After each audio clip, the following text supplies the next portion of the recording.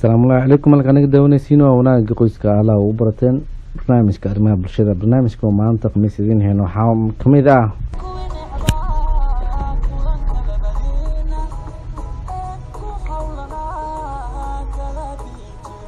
hambalyo aroos waxaan halkaan hambalyo iyo bogaadin qaali ah ugu direynaa boqorka Muniir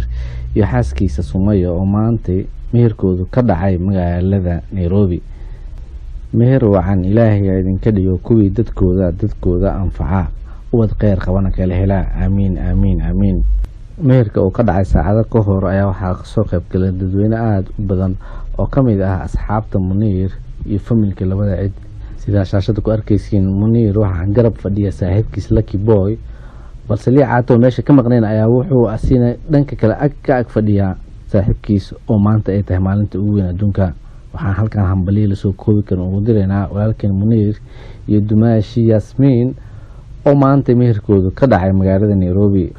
daawada intaan soo daanin fiidiyoga meherka waxaan ka codsanaynaa in hambalyo u soo dirsid walaalkeen Muniir mana saaxiibkiina ah una hambaliyay inuu ilaahay ka dhigo qoys qeyr qaba oo wad qeyr qaba kala helaa hambalyo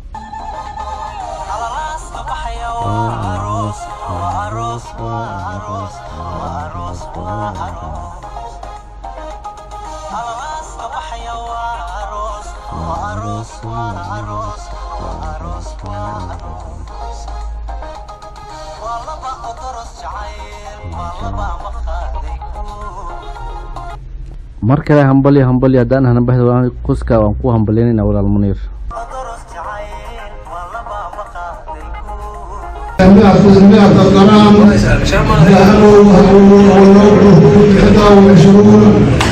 وحاول بذمتك وعن مضاربة منك المتاشرات وتزويجها بهذا المهر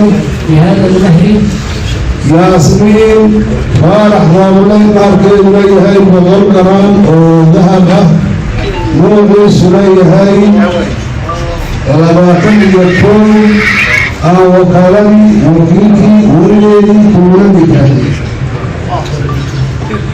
نكاح حزين